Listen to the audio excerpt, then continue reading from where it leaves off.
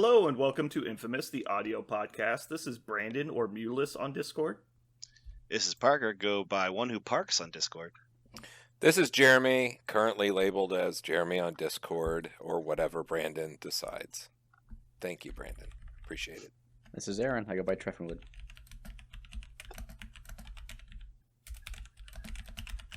Don't cheat. What are you doing? Come on. Right, what you said.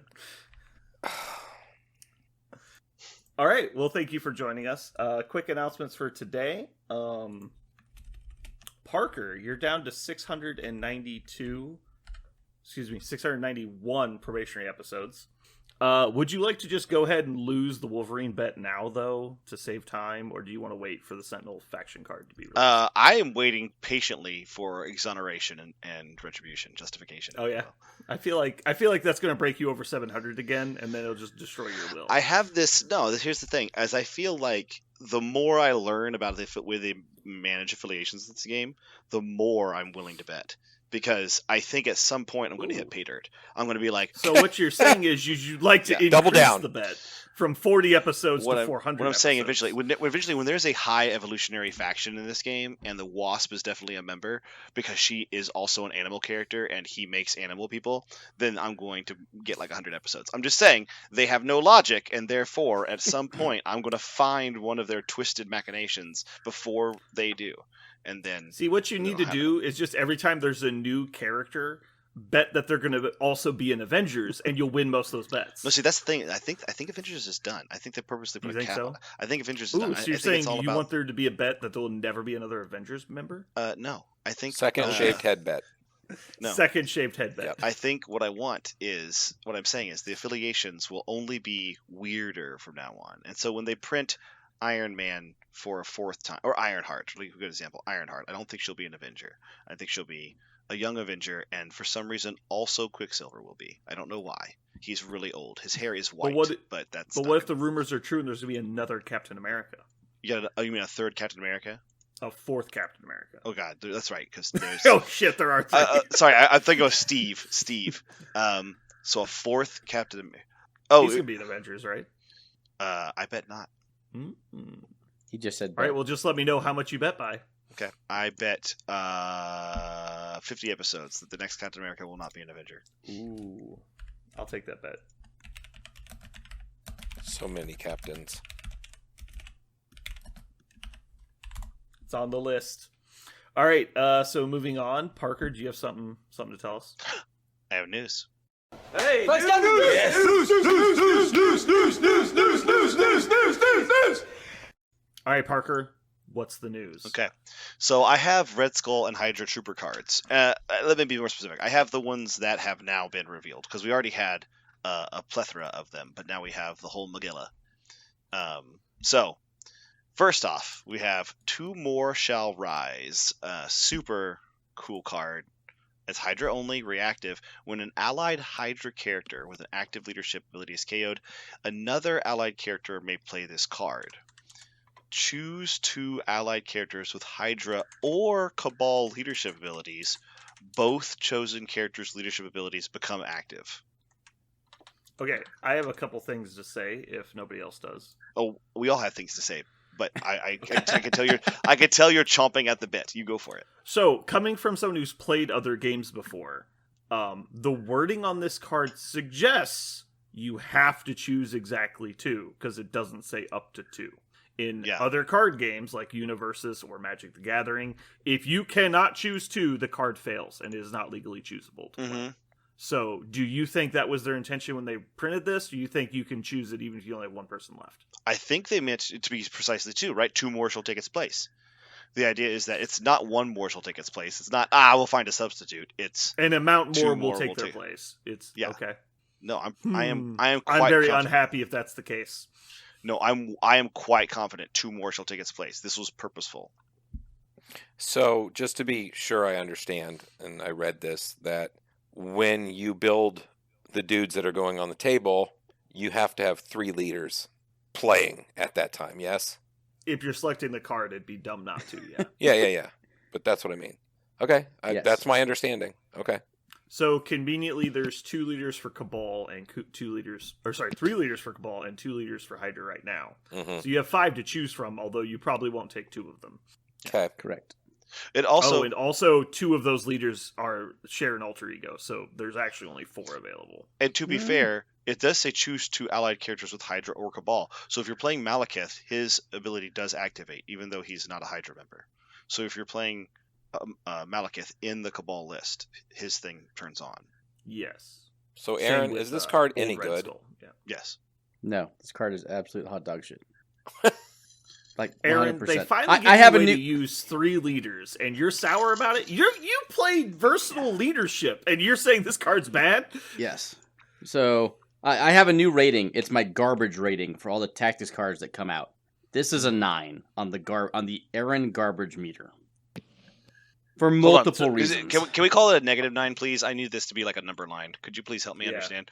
So Sure. this descends below 0, right? And it's to the 10.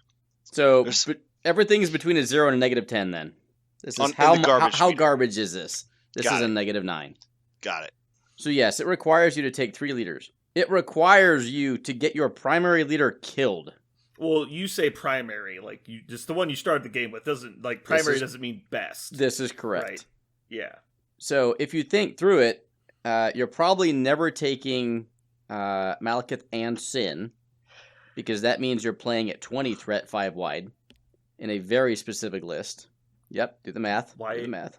Why is it 20 threat? It could be a little less, but you're gonna have to play 3 Hydra plus 2 Cabal, and the 2 Cabal are already taking up 10 of your possible threat. Yeah, I No. don't think Sin is. I mean, I guess Sin could Sin- make the cut just because she's a 3-pointer. And Sin is But a yeah, I Hydra. don't think- Sin is a member of Hydra too. Like she is a Hydra. Yeah, I think Sin would probably be. But she fine. doesn't have a Malekith Hydra. Is the one. Oh, is she? Yes, Sin is Hydra. Oh, never mind. Sin then. and Okay. yeah. So that's a- why it is playable. It's a nepotism thing. Ugh. So maybe an Basic- 8 then, Aaron. Maybe a -8. No, it's still -9. Okay. I think okay, if we're actually going from -10 to a 10 rating scale, I think this is a 1. Like this is not that bad. Oh my There god. are way worse tactics cards than this available. Okay, I fucking challenge you to play this shit. Cost 5 straight zero games. power for I one. want to see this on the Cost table 0 power in for 5 one. fucking games, and One then of your have you tell leaders me the can same damage thing. himself to use abilities. This is not going to be hard to accomplish. Like I could kill Red Skull on 2 if I wanted to. Hot horse shit. Yeah, it's easy. You just play that card where he takes like 75 damage to do something, and then use the other ability to kill him. Like it's easy to get this card off. The main problem with this one, the reason why I think it does belong down at least -5, is because the actual instance of value that this card comes in a game, right? So you're like, let's say you are a true idiot and you decide to push your Hydra leader into the middle of the board and let your opponent kill him. It's happening, on turn 2. If you're a true idiot, like trying to lose. But if you're I not don't if know. you're not a true idiot, then As we've talked about previously, Connor got She-Hulk killed on 1. but It's not impossible. But Connor was playing just like full out. I do not know what I'm doing, like herp derp, right? Double hard mode. He was Double definitely hard mode. he was definitely going all in on the. I wonder When what you're trying hard yeah. to lose and your opponent's trying hard to win, double hard mode. Yeah, he was. And so I'm talking about. So if that's not the case, right? You're not losing your leader until turn 4, most likely, right? And so on turn 4, if you lose your leader, then your other 2 leaders turn on, and both of them, so you're looking at Sin, maybe, and that's a very niche thing that you want to have a high number of models for, and that late in the game you don't have a high number of models, or you're getting Malekiths who would be really good at the early part of the game, but I don't know how many KOs you're going to get that end by that time of the game. Or I don't think there's any chance you play this card with Malekith in your list. You just don't have enough models. right, or you're playing it with Red Skull and it's going to net you like 8 power, maybe if they kill your leader at the very beginning of turn 4 and you activate a bunch of guys and get a bunch of power. So there's so few. I'm sorry, I'm not talking about the new Red Skull. I'm talking about the original one. The new Red Skull. I can't even tell you what his freaking leadership is. What is his leadership? The new Red It's Skull. more power. Yeah, It's also you okay. get power for contesting, I think. Okay. Secures. Yeah. Yeah. Yeah, power. So basically, Red Skulls are giving you some power very late in the game, which you already usually have power because you've been dazed or hit or you've been doing damage to your opponent. Like the actual value for these cards at the stage that they will be played in is so low I can't imagine 2 more Sword Eyes being better Yeah, than a -5. I don't really think this card is like hyper competitive or anything, but I think it has some limited value. The main value I see in it is that it is not future proofed. Like if they print a new leader for either of these affiliations in the future, it can get really interesting. Well, sure, garbage ratings can adjust, but right now Yeah. it's at a 9, -9. It's horrible. I think you're crazy. This Oh, this God, card no. is not that bad. I Again, don't think this card actually actively contributes to losing games. it does. There are cards that do that. Mhm. The fact that you took this over another card means you're already playing on hard mode. I don't know that that's true. I think that it's possible, but Okay. there's definitely worse cards All right. than this. Speaking of, Yeah, speaking of really hard cards, World Domination. So it's a Hydra card, active card. If you can, here we go. If you control all secure objectives, as an allied, any allied Hydra character can play this card. You gain 1 victory point for every 2 secure objective tokens you're securing. Additionally, each character you are controlling gains 1 power for every 2 secure objective tokens you're securing. Before we talk about the rigmarole with this, it should be mentioned that when podcast member Aaron asked for cool ideas to paint his new Captain America, I said, "Did you know that Captain America was once in Hydra?" And he goes, "No, really?" And I posted exactly the card art they used for World Domination before I knew it. So, art props. But go ahead. Tell me, Aaron, why this card is silly. This card is silly. So before we talk about the card, we're going to talk about the fact that the card is being errated, potentially before you even hear this episode. Very likely before you hear it. So the card as written says that the trigger is when you control all objectives. Control is a keyword that is used on pay-to-flip secures only. So the trigger for the card is you control all the pay-to-flips. Now you get victory points and power for securing objectives, which is different than controlling. So the trigger does not match the game. Oh, Or rather, it'd be very awkward because they're basically forcing you to have control of a pay to flip, right? To have have it flip to your side. Yep. But then also you get the bonuses for each one that you are outnumbering your opponent on. Correct. That's the way that it reads. So it is changing. I mean, go ahead. It's not broken. It functions, correct? Like it's just awkward. Like it's not intended to be this way. Again, who knows what the design intent was? Well, I would argue if the devs are announcing this card's getting errata, the devs, I've already told them that's what they wanted. They're changing it to what they wanted. What is the errata going to? Because you said they posted what it will be, right? Yes, it will be changed to, instead of control, it will be securing. So the trigger for the card will be securing all secure objective tokens on the board. So now it does not work. Actually, I lied. It would work with pay-to-flips, because you can secure a pay-to-flip. Yeah. It just doesn't naturally give you points. Correct. Okay. Now, in terms of applicable uses, you have to think, when would you ever be controlling all of the secure objectives on the board, and, here's what I think is key, need help winning the game? Because normally, if you control all secures, you're probably already won. Well, more importantly, the missions it's easier on, like the Mayor Fisk and the Terrigen Clouds and Demons Downtown, are a low quantity of blues, which means that this card's only worth 1 victory point, right? Correct. Yeah, so you need to have 4 blues before it's, in my opinion, even worth playing. And if you have 4 blues, again, you're playing Mutant Madmen, and you take all 4 of them, how are you not already winning that game?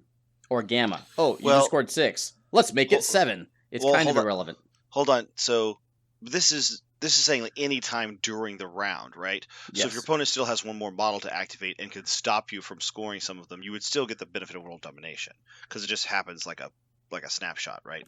So yeah, I think yes. I think there's some value there. So the idea is you can still score, 2 more or 4 more. Sorry, 2 more victory points in the middle of the round, and then your opponent is still going to come back and take 1 or more from you. But it also potentially gives you like 2 power on every one of your characters. Like that's pretty cool. This is a -5 on the Aaron Garbage meter. I actually think Aaron's very sad today. Aaron, I actually think this is going to be. I think this is. There is one thing that really does round it out, though, which is Hydra, by and large, does not have a lot of pushing techniques. doesn't have a lot of abilities to just push characters off to just immediately make use of this. Correct. Almost all their stuff just kills stuff, and so the fact that you actually have to kill most of your stuff with Hydra or just kind of sell out for control with all your non-Hydra models, just to play world domination consistently, is a big balancing factor for this card. Now, if this was in Web Warriors or Syndicate, I think it would be very good. But the fact that it's in Hydra... Or in Avengers, Jesus, like it'd be amazing. But yeah. So I don't think it's unplayable. I just don't think it is competitive.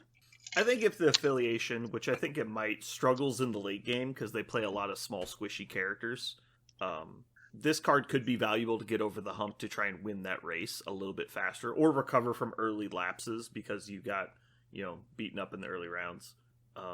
I think there's some value here. I don't think it's an exceptional card, but I think it's definitely better than the previous card, and it's better than most cards in the game. Most cards in the game are pretty worthless. Jeremy, what do you think? This is clearly only playable in specific missions, though. Jeremy, what do you think? It just seems like a win more, and I think everything you guys said is pretty accurate. They don't have a whole lot of ways to do this, to make this happen, but if it does, you're already winning. I don't really care. It's Hydra. I'll probably never play Hydra. All right, so moving on. Inevitable Betrayal has been officially released, but we already knew what it was going to be, right?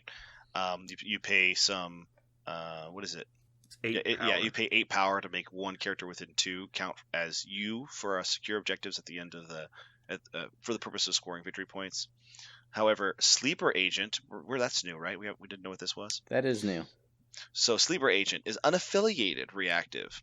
When you include this card in your squad, choose one non-Hydra affiliated character. It is now Hydra. If your squad was using Hydra, when the chosen character is deployed, it gains Subterfuge. So each time this character attacks, after the attack is resolved, if the target character was not dazed, this character loses Subterfuge. Subterfuge. During this character's activation, enemy characters cannot use reactive powers, and players cannot play reactive team tactics cards. It's kind of like they gain Backstab. Like they gain a little bit of Mystique's ability, but if they live through the attack, they rat them out, so you lose it. Mm-hmm. It's cute. I think this one's cute. Just out of curiosity, they don't have a way to get it back, right? It's just gone. Yeah. Correct. Man, that is terrible. We found negative 10. I was gonna say this was you had -9 before. This is -10. This is absolute horseshit. What? This is dog shit. This is dog shit under dog shit under dog shit. It's just wow. Okay. It is stratified layers of terrible. Okay. This is Aaron. Can I ask a fucking question? Jesus. No. Aaron. yes. This is yet another card that makes unaffiliated characters affiliated. Do you think they're going to change the core rules on that point? Think and hope are so out there. 50-50 in terms of think. 100% for hope, right? Because otherwise, this card actively upsets me. Like, I could care less about the other two, right? They're not great. Who cares? This card actually makes me upset because of what you just mentioned. Like, why are they printing sentences on 4 cards now that mean nothing? There's 3 cards now, right? It's the Maybe Sentinel there's one, 3. this one, and the Initiative. It's 3 cards at least. Now, it does not actually mean nothing, because this would then let that character play some of those other relatively not good Hydra Tactics cards. So this card is so much better than you think it is. Okay, please tell me how and why. You can take Malekith and Hydra, play this on him. They can't bodyguard at least your first attack, if not multiple attacks. I was thinking Hydra and MODOK. Like, both of them can basically murder at will. Pick your character. Like, they can't bodyguard it. Like, you get to hit the person you want to hit, and you can just stick and move it whenever you want to use it. And yeah, if they live through the attack, sure, but like, you can plan for that. You can soften people up in advance. Oh god, I still This don't card like is it at so all. much better than the other 3 cards. No way. I agree. Okay. You guys Strong keep saying 3. What are the other 3? Or, We just read 3 cards. Oh, I'm sorry, 3 cards today. I Yeah. thought you meant the other ones that Yeah. give No, affiliation no. bonus. Oh, I think it's better than both of the other cards that make people affiliated. It's definitely better than the Sentinel one, and it's probably better than the Initiative. This has So- an in-game function. Most people can't bodyguard turn 1, so you're telling me that you're going to hold off Malekith on charging the center line just so you can have this How many available times turn have you 2? told me attacking on turn 1 is a mistake anyway? Once. Many times. Once. We've talked about this many times. I'm always first in Yeah. telling you to attack on turn 1. You always tell me it's a bad idea. Even then, his ability to one-shot models is skosh. It often requires the throw, and this would not. I'd have to think about it. I don't think the throw killing the model would let him keep subterfuge. No, each time after matter of the fact- attack is resolved, if the character was not dazed. So no, you get the throw first because the attack's still being resolved. I have to read Malekith now. But in my opinion, like, who even cares? Like, I'll take regular Peter Parker Spider-Man, and I'll just, like, webline people and, like, not attack until I have to. And then all of a sudden, hey, you can't stop my, or even Miles, like, you can't stop my Venom Blast. Like, you can't bodyguard it. It's like, you save it for the right moment. Couldn't I you think it use has this value. with you could put it on Iron Man and then use that one big ass laser, Helios, yeah. and you can't They couldn't bodyguard it. respond in it. Can't respond in any way. You can't play tactics Sure. cards. You can't play. But what's superpowers. Iron Man doing for the first 4 turns of the game while everyone builds up power? To funnel. You're not waiting 4 turns to use Helios if it's your game plan. Okay. Again, This card I think this card's better than you think it is all I'm saying. I want you to. I'm not saying it's like new meta. We're all playing Sleeper Agent. Like, obviously, that's not the case. Okay. Time will tell. Hot takes. I love it. I wish I was here for the Sentinel card conversation because I absolutely hate these cards that they're printing about the non-affiliated things become affiliated. I think it's I guess just a quick biggest- recap, ugh. because I don't know if we've actually. Some people might not listen to the episode, but we were talking about we think that they're at least interested in changing the way squads are selected Mhm. because they keep printing these cards, which effectively have no purpose. Like, what does it matter if someone's Hydra affiliated? Like, is there a Right. single instance that matters? For only the other tactics cards to say Hydra members. Yeah, Right. That's it. So what I think might happen, and we've talked about, is they might change the way events happen. Like, maybe in a new type of event, it'll say only affiliated characters can contest or something. And so maybe this will go that way. Aaron and I have also talked about maybe they'll affect squad building to where you pick tactics cards and then choose affiliation. And so you'll be able to use cards that are not... You'll be able to use cards to make your team basically affiliated. Mm-hmm. That makes me love all of these cards. That Yeah. Right, one 'cause then- change, right? It just dramatically affecting who you can play with Hydra. And the idea that you can add a character to your roster that is not a character in your affiliation has so much interesting uses beyond that, whatever the second part of it is. It's totally worth a tactic slot. Like, you're killing a tactic slot just to play a certain character and make your roster affiliated. But that's a really interesting question to answer. Like, is that worth some really important game state effect like Indomitable? So Yeah, like currently, the only purpose of Sleeper Agent is that person can play World Domination instead of somebody else. Yeah. But it Or- costs 0 power, so it doesn't fucking matter, like, who plays it. Or betrayal, or Inevitable Yeah, Betrayal. Inevitable Betrayal also. Yeah. It's just, Yeah, like, I guess you could take Vision, use Sleeper Agent on Vision, and then they could pay for Inevitable Betrayal. Who the fuck cares? Like, Yeah. like, what a dumb concept. Yeah, Yep. but I think it's a really, really cool idea. I remember when the Shield one came out, I built an entire roster around the initiative, like, and being able to make any one of my, like, wild card characters part of Shield, and then I brought it to the game store and I played it, and somebody went, "That your list is illegal." I went, "What do you mean?" And like, "You don't have a legal roster." I was like, what the fuck are you talking about? Surely this card that says a member of my character is Shield actually does that. And you're like, nope, look at this. And I went, No. fuck this. I remember I was so mad for like an hour. I played a whole game mad, not because of the game, but because of that fucking card. Mhm. Ugh.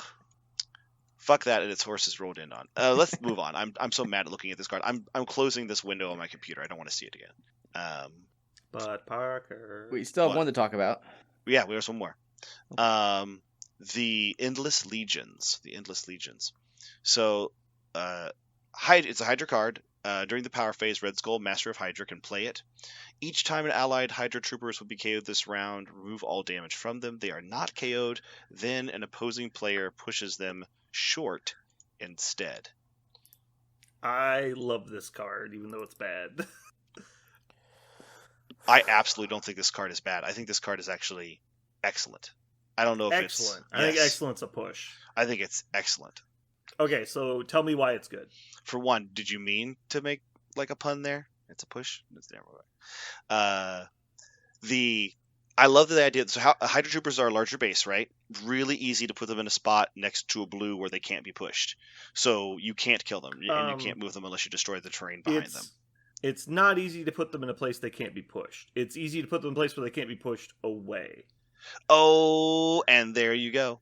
The fact that it does not say away, it says pushed. Yeah, that is harder to do. It is possible to bury them somewhere where they can't move. Yeah, it is possible to make hard. it difficult for your opponent to move them in a meaningful way without attacking them multiple times. What I think is going to happen is with this card is I think you could probably look at the terrain on the board, say, okay, I'm playing Red Skull, Master of Hydra. I think where this blue is going to be, I think Endless Legions is going to be really difficult for my opponent to manage. So functionally what it does is I will play Endless Legions, and they just won't waste attacks on my character that turn. That's what a lot of the cards in the game that say, like reroll your defensive dice or add 2 dice for an attack. Like a lot of that stuff, what it actually says to your opponent is, oh man, you mean there's an opportunity cost beyond just me using my very limited number of actions to remove that little model? I guess I'm just not going to try. So I think the card is really strong. If I play Hydra, I am putting this in my 10 because there are situations where it's going to be very strong. It's going to be my Hydra Troopers immune for a round because my opponent's not going to want to do anything to them. It's too much opportunity cost. I have to pull up the card for a second. So you can do the Hydra Assault and still not die, though, which is kind of cute. Which is basically a charge attack where you get to reroll your attack dice. Mm-hmm. Man, aren't we happy that they can't pick up objectives? Yes. Otherwise, that would be insane. So fucking annoying. Clearly, yes. This is I love this. So 2 reasons. It actually gives them 2 immortal models, which is pretty fun because you've got Bob and the endless ranks of the Hydra Trooper. Mm-hmm. So you've got like 2 guys that can't go away, and it's like really frustrating. One more take their place. Yeah. I think this card's really fun. I don't know that it's good. I think it's fun, and importantly, maybe how many times would they have to kill you to make up for the fact that you could just double move medium? Yes. To get back in position. And so it's like, okay, well, they're speed short. I think they're on a medium base though. Yeah. So it'd be roughly the equivalent of, you'd have to basically kill them 3 times and they actually reset to 3 health each time.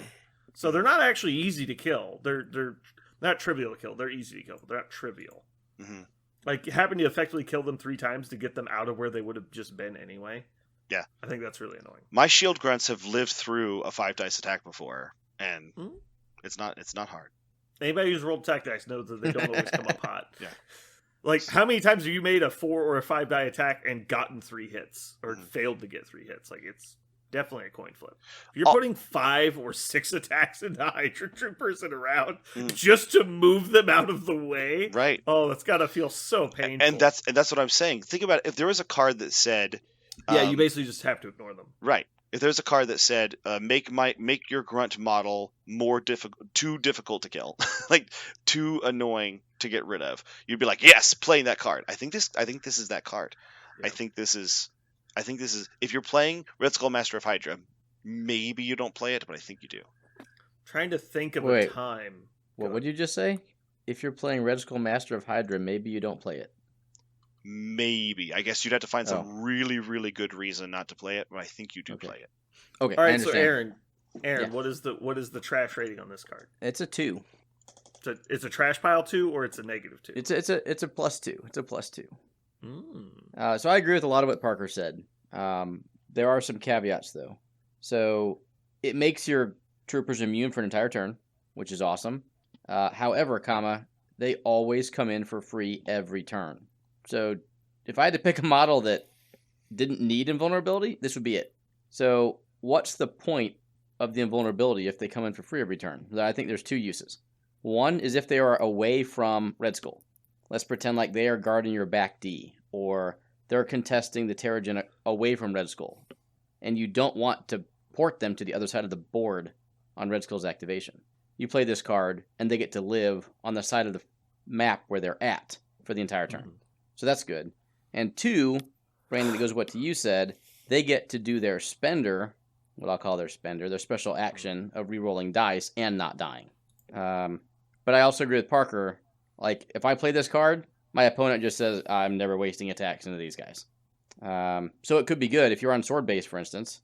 Like, they're going to have to overflip against your troopers. They're not just going to be able to kill them and then flip it uncontested.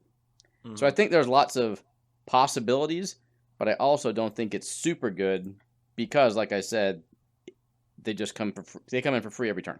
So you've really got to figure out what utility you're getting out of the card. Jeremy, do you have thoughts? I just think it's excellent or amazing on Researcher. Everything else, I don't really care. I think Researcher, it's you're probably breaking the bank on that card just to push it into auto score. Can't they auto score that one? It doesn't say they don't contest extract, so yeah, they do contest it. So yeah, the turn when you're trying to get it that next to the And that point. would be a situation where it's very possible to dig them in so deep they just Yeah. can't be moved. 'Cause yeah, everyone's that's just a dogpiling it, clusterfuck yeah. one, and yeah, you're not I like getting them out that. of there, especially if you have Um, sacrifice or whatever. Like, it's just phenomenal. Well, yeah, you can't sacrifice to them or away from them, but yeah. That's the only thing I see that's really cool. So responding to what Aaron said on as far as the pay to flip objectives, if you kill them, you can effectively push them off the pay to flip and then flip it uncontested. Yep. But it potentially, with you being there, you might be able to force a geometry situation because they're on medium bases that it's hard to get them off. So it's not always easy. This is kind of the observation I made throughout looking at all these cards. There's also 2 cards we didn't talk about, Occult Research and Victory Assured, that were also spoiled today, but they were spoiled on the stream, so we already knew they were coming out what they did. We talked about the restricted list a few weeks ago. I think it'd be interesting if the restricted list, just like Parker said, became all good cards. Like, let's say the 30 best cards in the game are on the restricted list, and then the rest of the game was this. I think that'd be really fun. I don't know that'd be good. I think it'd be really fun because you'd see some really janky shit hit the table, and I'd be all for that. But yeah, a lot of these cards seem not particularly inspiring. I love them. They're all really funny and janky, and I like them. But like, I'm definitely gonna play Occult Research in like half of my Hydra games for sure. It's gonna happen. I just think that this is Endless Legions is one of those cards that you don't necessarily have to set up a Rube Goldberg machine. You don't need to have turn 2 or 3 or 4 or 5. It's just on the turn that you want your you want your Hydra Troopers to stick around and be more difficult for your opponent to remove than it's worth it. You just have Endless Legions. I don't know if that's the way you win every game, so I think you can probably make that decision when you're setting up. But if you have this card down, it'll be a rare game where it doesn't get played. And that's like my final like litmus test for every tactics card is, did you play it? When you played it, did it make a difference to the game state? Because I've played way too many games where I didn't play a card, and I got so fucking mad when I don't play 5 tactics cards. It makes me so frustrated. So as far as like the impact of the game when you play specific cards, that's why I think two more Shall Rise is kind of interesting, because I don't know that like having Sin and Strucker's leadership at the same time would be particularly strong, but if you could get it for enough turns, I think it would be. It would be And chaos. so it'd be interesting. I'd have to see it. The problem is with it being restricted to exactly those 2 affiliations, which is obviously important because if you just have any leaders, it'd be crazy. It's interesting that it actually branches multiple affiliations too. I would like to point out that you could, at that point, use versatile strategy to choose yet another leader to be the active leadership. There's one thing I really do like about this card is that they like kind of acknowledge that Hydra is Cabal and Cabal is just kind of Hydra, and fuck it, who cares at this point? Like there's so many people in Cabal that were Hydra. It's kind of a dumb number.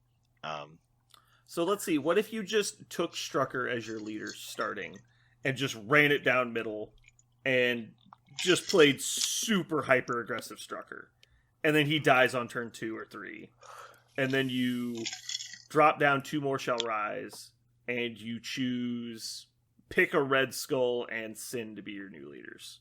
that's not that terrible, right? Like, Sin's probably in your list anyway, and Red Skull's probably in your list anyway, and Strucker is arguably the better leader regardless. So I think that's not a terrible plan, because I think that's functionally useful, which is why I said the card is decent. It also requires your opponent to cooperate with your game plan. If they're okay with me having an Immortal Strucker, I'm also okay with that. I didn't say immortal. I mean, I can slow kill him and finish him off on turn 4. Right, but like I'm just the daringest son of a bitch you've ever seen with Strucker. Like, he's up in the middle of everything. It's like, Okay. Come at me, boy. I'm invulnerable. Great. It's like Captain America with inspiring monologue. He's like, he just goes where he wants. Like, Put your money where your mouth is. I want to see it on the table. that's fine. But if you kill him, it's like, whatever. He was just a 3-pointer. I've already transferred all my negative effects to you. I don't care anymore. Anyway, these were fun. I love how silly Hydra's cards are. Did anyone ever expect we'd get this many affiliated cards for a single faction? Or I guess some are unaffiliated, but they're Hydra cards, really. Yeah, they printed Shield. When Shield came out, it was like, here's the 8 cards they get. Like, it was an insane number. What I think is funny is Does that Shield get more? I'm excited Shield- for the Shield Weapon has X. so many There's cards. with that dump, those cards might be actually phenomenal. There are 8 Shield cards. I don't think this has been updated yet. There are also 8 Hydra cards. Yeah. I think that was a parallel, absolutely. What's funny is that I constantly stress over which Shield card to play. They're all so strong. They reprinted several banned cards in Shield just to make them brutally strong. Yeah, I forgot about all those. I just And- count those as restricted cards. I don't and- even count them as Shield cards. But they're not. So that's the crazy thing about them. And then they come out with Hydra, and Hydra's like, goofy this, fun fan service that, interesting sort of this, I guess maybe on turn 5 that, and you're like, all of these things that are just so meh. And then you look at Shield's lineup. I think the Shield is the pardon my reach to another game, but the crux of this game. I think they're just like, we like Shield. Shield gets all the cards that were once really good that we took out of the game. Mhm. Shield gets. You're like, oh, why? What did Shield do to earn these? Do you have some sort of way to balance it, like Hydra's cards balance against their characters? No, just med pack, but better. I think Like, Shield's okay. cards are very well balanced with the characters they get. The big issue being that Nick Fury's kind of broken because grunts are broken. Yeah, I know. Not good enough. Not good enough for me. I Okay. think Shield's tactics cards are just, if you put them, just stack them in terms of number and power next to every other affiliation of the game. It's just better, and I don't get it. All right. So I guess that's going to wrap up news for us. That was obviously a long news segment. Moving on, we're going to get into currently playing. Jeremy, what are you currently playing? Running Havoc with Elf on a Cat. That's pretty much splash whatever else, doesn't matter. Smash, smash, crush, crush. What is the elf type? Like a tiger? It is tight with a tiger. Ooh. Yeah. Been playing a lot of games with Cabal. I pulled out Red Skull. Now it's just like all I need is the brute force of a tiger monster, and everybody just has to bow before him. That's all there is to it. Parker, what are you currently playing? Actually, I have a question for Jeremy real fast. I am astounded that you appreciate him, because I figured just a beater with 2 actions would not be good enough for you, the master of throws. So I am He throws on his stab. Yeah, I know you have to spend some power and you get to throw on your stab, but I still am shocked that you are fine with a character that has to roll dice. Tell me more. Why? Why is... I think you misremember the early days of Marvel Crisis Protocol when me and Jeremy were like, if we could play 2 model lists, that's all we want. No, I remember that. I remember that vividly. But But number one, okay, so there's a couple things going on here. I've been bouncing back and forth with, taking 5, even 6 models for scenario. And I don't like multiple models. I get myself confused and screwed up. So combining a bunch, going back to the 3-4 model lists works so much better for me. Less things for me to screw up, basically. But I mean, it's, you screw up, it's more major with fewer models because you don't have as many activations. But buckets of dice, and my dice are better than yours. So that's basically what it means. I play, essentially it's Malekith plus Modok plus whatever meets the points. Doesn't matter. Like, I think it's even over the top. I got to be honest. I can't imagine Malekith staying the way he is. I think he's really stupid. Cool. Okay. I'm excited to see more. I was next, right? Yes, you're next. So I want to play Tony Stark. That's my rule now. My list must have Iron Man in it, and so I basically made a Avengers list to start out with, and I wanted to play Hulkbuster specifically. In Hulkbusters, I wanted to use it because I am tired of taking 1 damage from collisions. I think it's dumb, and I don't want to anymore. You decided you're against it. I decided I don't want it anymore. It's happened to me so much in games, and honestly, the Thanos game against Perrin was a big thing because she's like every turn he's like, I hit you with Thanos. Okay, I did 2 damage, but I rolled the wild. Take 1 more. That guy takes 2. I'm like, God fucking damn it! Like every time that was happening to me, and then Malekith does the exact same thing. Now he doesn't need a wild to do it, and so I played a game against Malekith with Hulkbuster, and it was hilarious how often he'd be like, okay, and then I throw you into the building, and you'll take 1, right? I go, no. He goes, oh, yeah. That happened a couple times. He goes, okay, I spin 2. Oh, do nothing. I just moved you a little bit. I go, yep, you just moved me a little bit. Moving on. Like, I loved the Hulkbuster ability. It was my first time playing Hulkbuster, and he was a ton of fun. I really enjoyed him. The rest of the Avengers list did not perform like I wanted it to. He had to do a lot of the heavy lifting, but he did. I played against Richard, and it was a good game. We did the fun thing, and we didn't run from each other. We fought each other, even though we both had opportunities to just run away and win. We fought, and my favorite moment of the game is it came down to a 2-point Black Widow's counter strike to win the game. I needed to roll 2 damage off the counter strike, and I did, and so I won. But it was a super close game. It was anybody's game anytime. It was fun. Parker, do you remember the first time you made a counter strike in this game? No. I do. Why? Well, how do you remember? Because you counter struck me for 4 damage, and I was dazed and furious. Nothing makes and you're like, more oh, that's mad. cool. So like, that's what this does. It does 4 damage if you attack me. And I'm Yeah. like, no, Yeah. it doesn't do 4 damage. You piece of shit. I remember cowering a little bit and going, "Oh, well, it did now, like it did that time." Yeah, I was quite upset. I uttered the famous words before I rolled. Well, there's no way this is gonna get you, so I guess I'll roll it, and I rolled it. By It's like- grab Thor's hammer. Yeah, Yeah. I really Also- go ahead. Quick note on Hulkbusters is I can't tell you how many times I've been in a situation where it's like, all right, I need to kill Thanos. He's got 1 hit point.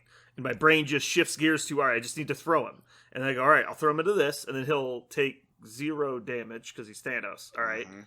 All right, so Thanos can't take damage from throws. And then like my brain it gets into a circular logic loop, and I go, all right, so how much hit points does he have? He has 1. All right, I need to throw him. And it's like it just keeps doing this over and over. I spent 2 minutes staring at a table with Thanos at 1 hit point going, all right, I need to throw him. All right, he can't take damage though. All right, so I should throw him. And I was like, I just do that over and over and over again until I'm like, fuck it, we're rolling dice. Like I just start doing stuff. It's like I got into that logic trap so many times. It was like, because it's ingrained in my brain so hard, you Yeah. can't stop the throw damage. It's just in there, and so I just keep coming back to it. And that's it happened to Richard a couple times. He was sure he was Yeah. about to daze my characters or do more damage, and he would say things out loud like, "You know what? I'll attack him. And maybe I'll only do 2 damage, but I'll get the 3rd damage too." Like he would say things like that out loud Yeah. because it's just something you're you're accompanied with. It's like spending an action to move. It's just Yeah. ingrained in your brain. And all when right. it was super fun. I'm going to play more Hulkbusters and have fun. So moving on. Next up is me. I'm back. I'm going to start playing games again, I hope. Probably tomorrow. Definitely Saturday. I'm going to start playing Convocation again. I'm excited to try my new list, which has Ancient One in it because she's so good and definitely not terrible. I love how many times you're going to troll me with this, and it I'm does. going to troll so hard. And it burns me every time. It burns me every single time. I can't tell you how many times it's like, man, I really need another 4-pointer for this Convocation list. And the number of people like, have you tried Ancient One? Like, I was like, fuck you, you're dumb. Like, that's basically what I told every single person that was like, play Ancient One. I would always like creep around the corner, like right in the periphery, and I'd say something like, What about Ancient "Did you know One?" there's Ancient One?" Like just then, Yeah. then And I just throw a rock at him, and he's like, no. Yeah. Yeah. So I'm gonna put her. I put her in the list. I need to make sure my model's actually on my tray. There's a small chance she's not. Anyway, that's me. Aaron, what are you currently playing? I am currently experimenting with Shield. Shield. Mm-hmm. Oh boy. I'll tell you, the original Human Torch is my new favorite model. Oh yeah. That dude is amazing. Yes. Also known as the playtest for Pyro. Potentially. So I've only played the list, and it's changed, but I've only played Shield twice recently. But the first time, he was rolling 13 dice beams. I was like, this can't be right. It is. Mhm. Okay. Yeah, seems pretty good. Newsflash, it is. That does seem good. Yeah. How does he do that? What is it that does that? So his spender costs 1. It's a beam 2. So you've got to get that set up. He has hit and run to help set that up. It's 4 dice, but you can spend up to 7 more to increase the Mhm. damage for each attack. So if he spends 7, he gets to make an 11 dice beam. And if you play a new age on that same turn, you are now making a 13 dice beam. Yep. That's what happened. Checks He out. also gains power when he ends a movement next to people who are incinerated. So if there's a scrum anywhere, let's just say you get 3 enemy models, and you're on your backside, so you got like 5 or 6 power. You play a new age, you're down to like 2 or 3. You play hit and run, you've got like, 2 left. You do your original beam, you gain 3 off of it, then you move, you land next to people, you gain 3 more. Mhm. So you're gaining potentially 6 power-ish during the middle of your turn. Yeah. And then you use all of that power to funnel this huge 8, 9, 10, 11, 13 dice beam, whatever it ends up being, into whoever you need to shoot. That's It pretty was cool. really good. Yeah. It's energy. Now, too, right? obviously, say what? Yes. It's energy, right? It's fire. Yes. I mean, he's squishy. You've got to set it up. I'm not saying that this character is going to dominate the world, but I have been very impressed with his damage output watching him play. And I haven't even played around with his ability to damage other models by being pushed or steal extracts. Like touching a stovetop. It's hot, right? It's so hot. So I am very intrigued to continue to play Torch. Probably in Shield, but maybe even out of it. I mean, that model really intrigues me, having played him twice. Do you find that Shield is like going home again after playing Shadowlands for so long? Yes. I even made this comment in my game today. I was like, wow, this feels like Shadowland. And we talked about it, and my opponent was It's like... almost like playing up a character is really strong. Weird. So there's Weird. a scale of attrition, and Shadowland is on the far attrition scale. Mm. Shield is not, but they make up for it with higher defense with their tactics cards and Eye in the Sky, etc. So Shield does the same basic game plan in terms of we really are an attrition-based faction. We like to roll wide. We're not as killy as Shadowland, but we're a little more survivable, a little more janky. They just have like more tactics and control and support than just straight damage. Right. But it did very much remind me of my Shadowland style list. And, as I think I've said before, that is much more what I am prone to enjoy. Cool. All right. Well, we already covered our From the Forums because we talked about the card errata coming. So, Parker, do you have a comic corner for us? Yeah. So, in honor of all of Jeremy and I's Malekith and my Iron Man fascination right now, I found one of my favorite comics. It fits into a larger Iron Man story, an Iron Man run that was going on in, and I'm not gonna tell any channels out of school. It was 2014, but at one point, spoiler alert, Iron Man beat the Mandarin. And when he beat the Mandarin, with a couple of characters' help, a really good read too. I think I may have done a comic corner about that earlier. But when he beat the Mandarin's rings got scattered to the wind, and we found out that they're actually not just rings; they're actually sentient intelligences, artificial intelligences. They're aliens, and that's one of the reasons why he was so maniacal and also cunning, is because the rings were feeding him information. And so they, kind of like the symbiotes, Venom symbiote, kind of learned to hate Peter Parker because Eddie Brock hated Peter Parker. the Rings have learned to hate Iron Man because they've constantly thwarted their plans. And so the Rings are out there trying to find new hosts to eventually go back and work together to, fuck Tony Stark. And there's a new agent out there who has found that the Rings have these interesting properties. And he is, with his incredible will, has overpowered their AI and made them work for him. And it's none other than our new friend Malekith.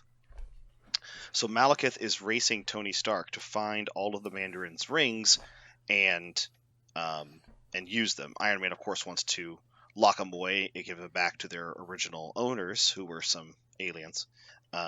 And Malekith wants to, covet them all and have them because he's a treasure-hoarding dark elf nymph man. And the fight they have is awesome because, for those of you who are not familiar with Norse lore, what is the one thing that elves hate that automatically ruins their supernatural powers and makes them burn? Light. Iron. Oh. And so, Damn it. So what happens when you drop the Iron Man into Svartalfheim? Like, it's going to be chaos, right? It's going to be awesome. It's going to be terrible and wonderful. And so you get to see Tony Stark dealing with magical stuff, and famously in the comics, he hates magical stuff because it doesn't obey laws, right? It doesn't work. And Malekith is a very tricksy magical character on top of that, and he just hates him. Man, he hates Malekith. And so it's really fun to see Iron Man face off against Malekith, and also the Mandarin rings are an awesome subplot going on in there. But eventually, by the end of it, you get to find out. So this particular Iron Man collection is called Iron Man Rings of the Mandarin. So if you want to read that, that's the graphic novel would be Iron Man Rings of the Mandarin. But what's funny enough is if you found this, the title is really hard to see. Like, it's not on the cover, it's not on any of the titles, it's just like on the book binding. But if you Amazoned Iron Man Ring of the Mandarin, you would get that section of the Iron Man title in 2014 that has to do with him dealing with Malekith and finally closing the books on the Mandarin's rings. Super cool story. Cool. All right. Well, hopefully people enjoyed that. Thank you for the Comic Corner. Is there anything else that's come up to you guys, Gage? Anything else you want to chat about before we get out of here?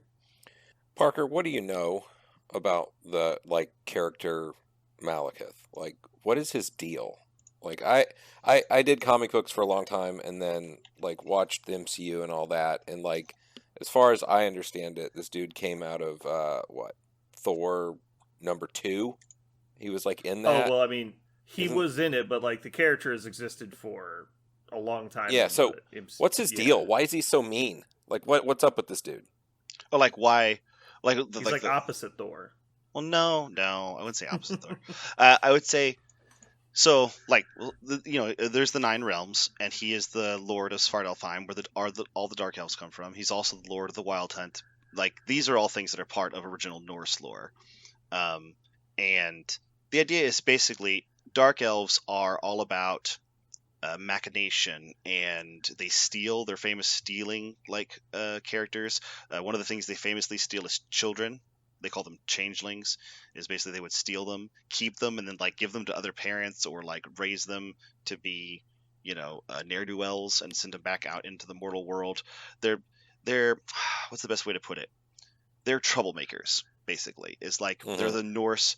Basically, in Norse mythology, if something bad happened, you're just it's fucking Dark Elves. They did it, because they couldn't explain it, right? So if it wasn't a fickle giant evolution, elemental thing like Odin did it, then it was the damn Dark Elves playing tricks on us again. So it's kind of like the Norse Grimm fairy tales. All the bad stuff is Dark Elves. Yeah, they're fey creatures, right? Fickle, and they don't really have a conscience like we understand a conscience. To them, for example, in this comic, at one point, Malekith is almost happy that Iron Man comes to kill people, because he goes, finally something to murder people. I have so many soldiers, I just need them to die. That kind of, it's almost, because it's not really blood for the blood god, but it's this idea that anarchy and chaos needs to be constantly flowing, right? There needs to be this constant disorder and malice about things. It needs to be, negative for negative's sake, I guess. Mm-hmm. And For some reason, I keep thinking of him as the Hellboy Golden Army, like the brother that's really good at Right, fighting and just kind of a Those badass were also bad guy. Dark Elves. So Are yeah. they? Is that the deal? yeah, he That was was- supposed to he be was a supposed to be, dark elf. but in that one they humanized him a lot by giving him like Yeah. a Mhm. tragic backstory. Malekith has no tragic backstory. He's just an asshole. Like he's Okay. just an asshole. That I guess is what Yeah. I was trying to get at. In- Like, yeah. is he just a in dick? a lot of mythology, the dark version of elves are always like just evil for evil's sake. Mhm. So they tend to want to do all the bad stuff that normal people don't do because of morals and social conduct. So kind of like Honestly, it- Loki is more of a dark elf than a frost giant. So yeah, honestly, yes. yeah, Like Loki's a good example of like a dark elf at its core. It's like Yeah. just mischief for mischief's sakes for the most part. Also, in an earlier comic corner, I did talk about the War of the Realms, which was a big cross-title Marvel event where Malekith was the main feature bad guy. He decided to take over all the realms because they were a weakened state. And the idea was, and when they asked him, like, why do it? He's like, because they were too weak. Like, they were easy to take. So I'm going to take them. You're like, well, what do you mean you're going to take them? He's just like, because I can. Yeah. Like, it just, there wasn't a, he's like, I am a hunter. I will come and get it because I can tell my quarry is weak. The 9 realms are weak, so I will take them. And also, it's good fun. And, Thor's like, you've murdered millions. You've ruined realms. And he's like, yes, you're right. And what are you going to do about it? Who cares? Like, Yeah. he's like, it's very much a, he's kind of this force of nature. If nature was evil, but it's not like when you think of gods, you think of fickle whim, right? But he's not that. He is intenting and very intense and intentful. Evil is not really the right word, because Mephisto, he's not really like a devil character. He really is just like a malicious, conniving trickery, right? Mhm. Mischief, right? Which is, you're right, like a Loki character, right? Okay. But unlike Loki, he's not humanized at all, right? Loki is actually, he's a round character, but Malekith is not. In the later content, yeah. Yes, in the later content, yeah. Cool. Sounds good. Makes sense. Awesome. All right, well, I think that's going to wrap it up for us today. Sorry, the main content of the episode's a little short. We had quite a long preamble, so that led to us not getting into too much today. Oh, but it's worth it. Hopefully, you guys stay for the pre and post ramble. This has been Brandon, And Parker.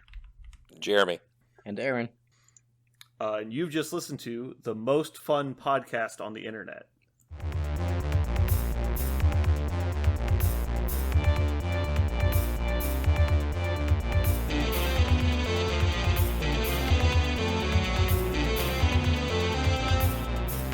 So what are we gonna call this thing? I got it. Okay. Incredible, new, fantastic, astonishing, mighty, original, uncanny, sensational podcast. I'm just gonna put down infamous.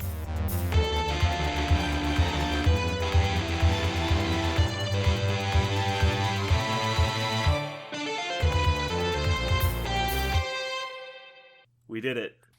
We missed all the good parts. We but did it. We did it in style. Did you know that I'm running this new Audacity and it is crisp? Have you seen this new Audacity setup? Is it the same as the old Audacity? No, it's not a new boss, same as the old boss. It actually looks a little different. It The is. OBS, yeah, OBS and Audacity both got a nice update. It looks a lot. I like the UI better. It looks good. Oh yeah. Do you? Until it stops working, my plan is to never update anything. I was about to say, I bet you're that guy who every time it says update, you go skip that shit or delay or deter Yes. for defer. Like you instantly I mean, say no. As the person who does all the tech stuff for the podcast, I could tell you that is a much better policy than clicking update every time it pops up. I'll give you an example. I updated my video editing or my video editing software, and the new version was incompatible with my video card. Perfect. Never update anything. Like, Perfect. I was like, all right, well, I guess I'm uninstalling everything now.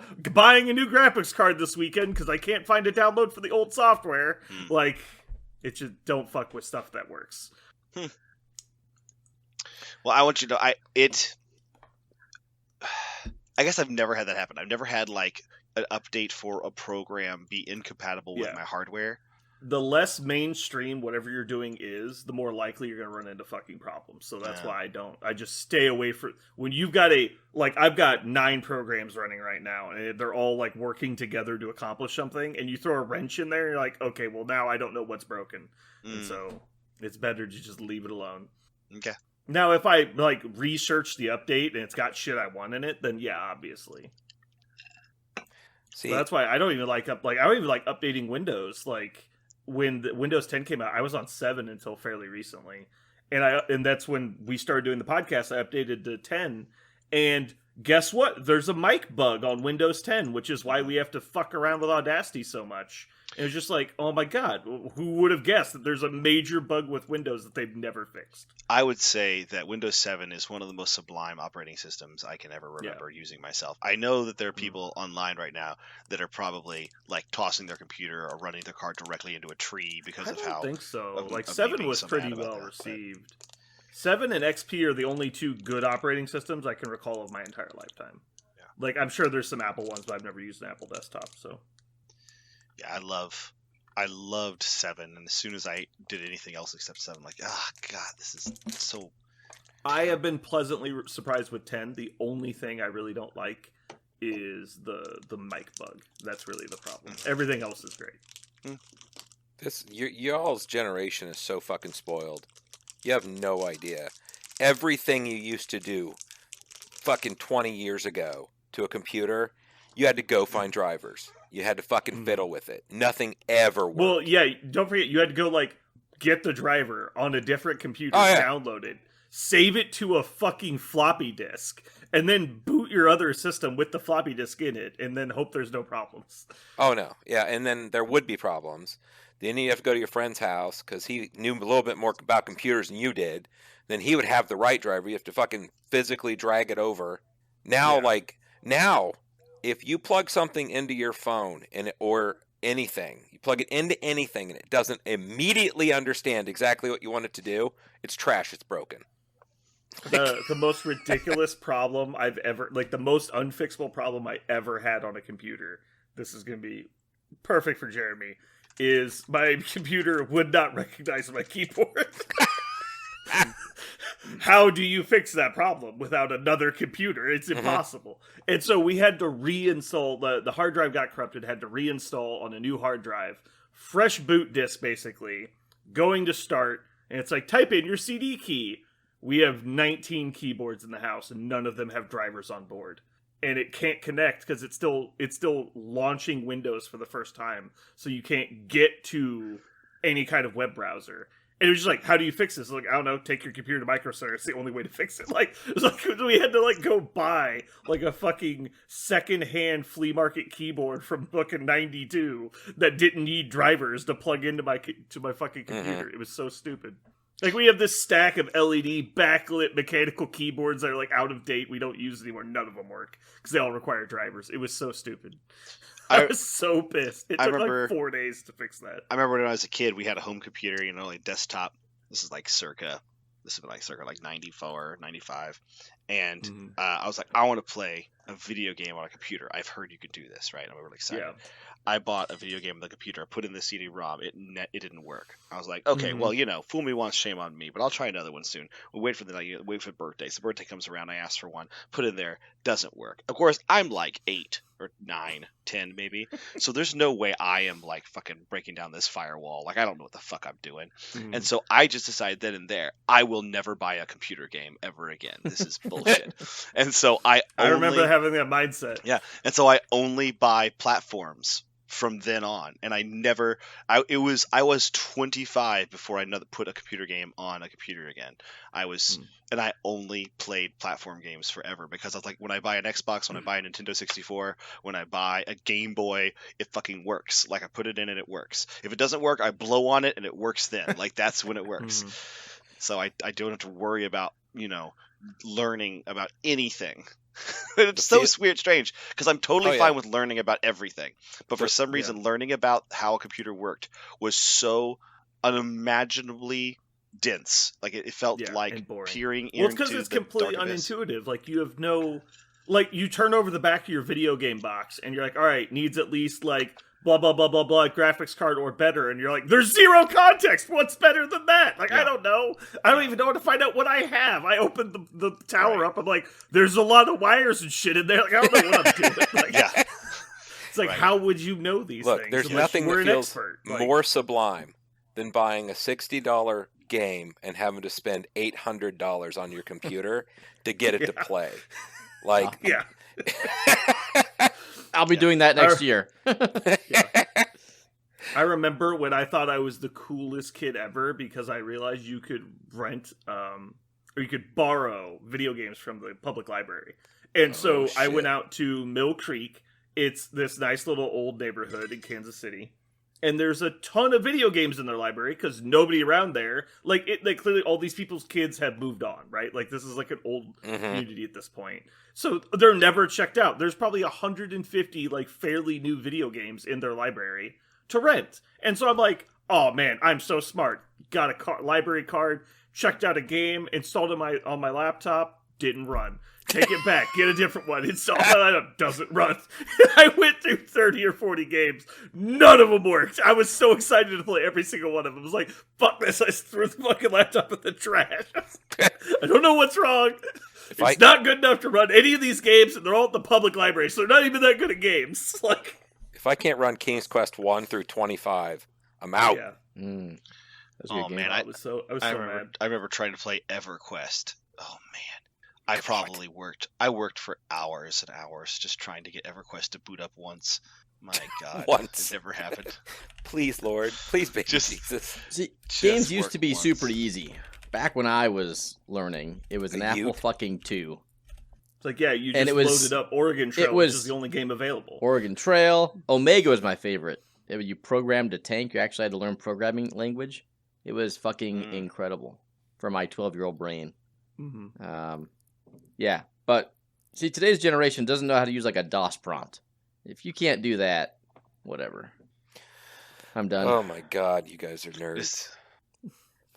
This generation doesn't know how to use a DOS prompt. I think it was actually easier back then. Like when it's first coming out, like it was all like it was brand new still, but like there was no previous knowledge needed. It was just like you're jumping in. You're in the shallow end, and then it got deeper.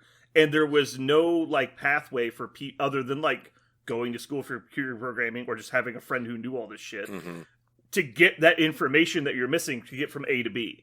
And so like they might be able to get through A, but they could not get through B to get to C, which is where everything was.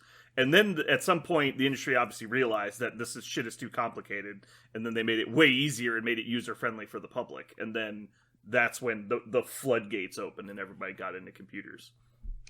I agree. Like Windows 95 era. That's when it got weird, yeah. I mean, that's when it got confusing because it was so easy initially. You're like, here's the file, /file, open. All right, here's all the shit. Okay, find the exe. Excellent. Done! Then when Windows started doing its thing, you're like, all right, hold on, wait.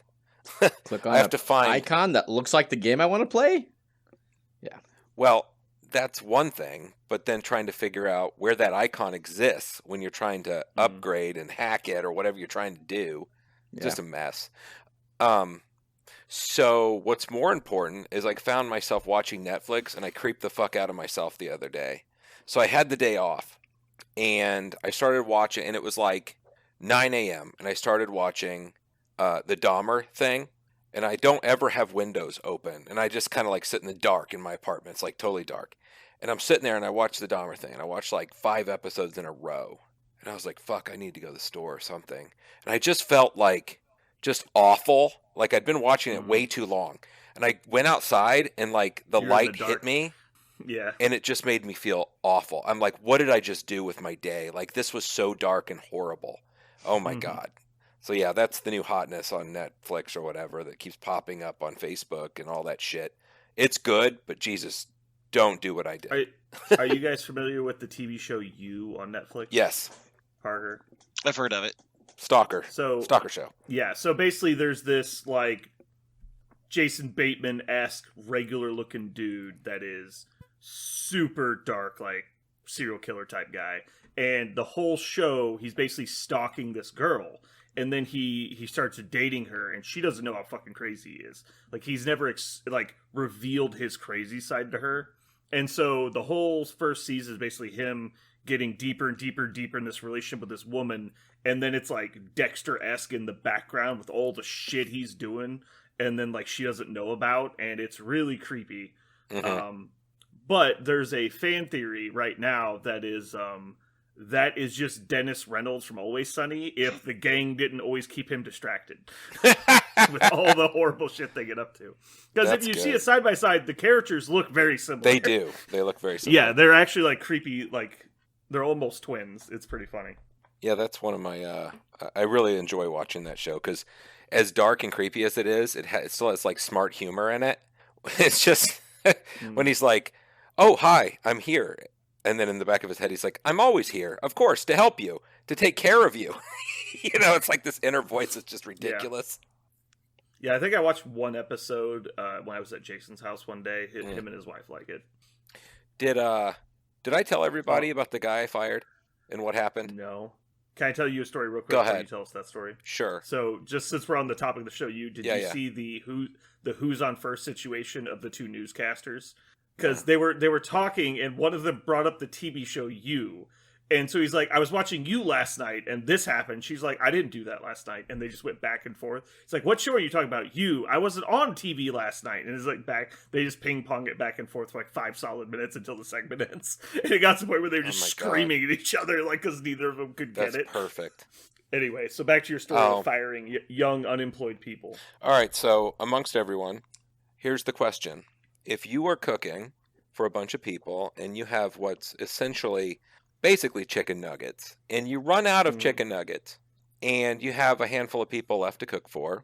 Can I guess what can I tell you what I would do in that situation? I'm going to give you A, B, C, and D, and then you can add if you like. All right. So if you're going to replace chicken nuggets, A, there's more chicken in the back. Make some. B, an entire onion. C, hush puppies. Or D, a wrench. Which one do you replace the chicken nuggets with? And this is, you put sweet and sour sauce on it on top of rice. Like, this is what the dish is. Okay. All right, so do your best. I'm gonna guess. I'm gonna guess because clearly they do the obvious, correct thing. Yeah. And I don't think he's so stupid as to serve people rusty metal. I'm gonna go with hush puppies because it is vaguely similar in concept, but not at all similar in actual execution. Perfect. You've done really well. You're fucking fired. So this dude, being complete I feel chaos, like I should be rewarded. Being complete chaos, the 2 weeks he worked for me, decided the coup de grace was to feed my residents fucking sweet and sour hush puppies on top of rice. And then when asked, what the fuck did you do that for, by the person who was in charge at the time, he said, well, I ran out and I didn't know what to do. Well, why didn't you just drink a bunch of fucking bleach? Like, what's wrong with you, you fucking idiot? So... Anyway, I love that you go straight as dark as I generally do. It's like, okay, if you were creating a list and you told yourself this in confidence, it's like, all right, self, what should I do? Should I A, stand still until someone tells me to do something? B, hold my breath until somebody tells me to do something? Like, you have to get so far down the list before make hush puppies get anywhere close to the list. Like, it's like, okay, so either A, go ask somebody, B, like, be resourceful and do the next best thing, or C, just do whatever and hope you don't get in trouble. Like, what? Like, where did we get here? Yeah, so now I'm cooking a bunch. I'm missing 2 cooks now because I'm right at the edge of cutting my own nose off to spite my face. I'm right at the edge of that. Like, I probably did it, and I'm just too stupid to realize. I just love that, like, in a vacuum, you firing somebody is, like, the last thing you want to do. It is. Because it just means your job gets so much harder. But then you fire people, it seems like every 2 weeks. Well, these people are just so bad.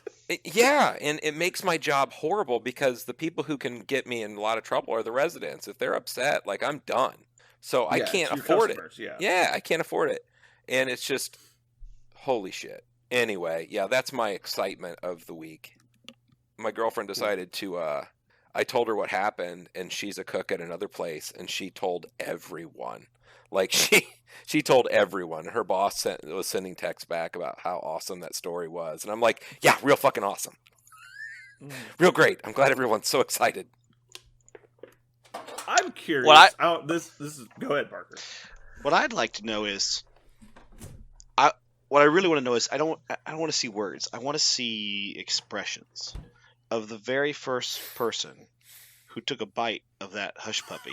Sure, Thinking it was a chicken nugget? sure that it was chicken, and went, and there's something crossed their mind like, is that a fucking frozen hush puppy? Like, it's Yeah. like, Oh yeah, I feel like you gotta know it's not chicken, right? If they Yeah. give you a fairly round ball of bread, no one's confused chicken, right? if you gave me a round ball of bread inside of something, presumably like an orange chicken kind of glaze all over it on rice, I would suspend disbelief for a brief moment and go ahead and take a bite. I'm confident I would take a bite. the first one would be like, oh man, this one they forgot to put chicken in, and then the second one you'd be Oh, like, yeah, are it's these like, hush oh, puppies? this just- There you They're go. supposed to just That's get a bunch of exactly bread. what happens. The first one is, oh man, I got all breading in this one. Oh, that's a bummer. Oops, all No, breading.